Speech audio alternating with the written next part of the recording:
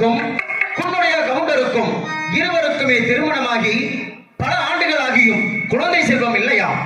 அப்படி குழந்தை செல்வம் இல்லாத காரணத்தினால் எங்களுடைய பங்காளிமார்களும் உறவினர்களும் அனைவருமே ஒன்று சேர்ந்து என்னுடைய தாயை பார்த்து கேவலமாக பேசினார்களாம்.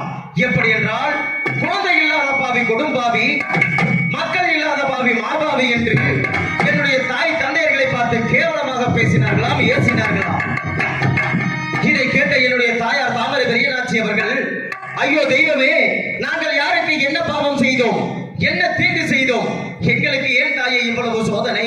திருமணமாகி பல ஆண்டுகள் ஆகியும் எங்களுக்கு குழந்தை செல்வம் இல்லாத காரணத்தினால் எங்களுடைய பங்காளிமார்களும் உறவினர்களும் அனைவருமே ஒன்று சேர்ந்து எங்களை கேவலமாக பேசுகிறார்களே தாயே, இந்த வார்த்தையை கேட்டுக்கொண்டு எத்தனை நாட்களுக்கு தான் உயிருடன் இருப்பது என்று எண்ணிக்கொண்டு என்னுடைய தாயாரும்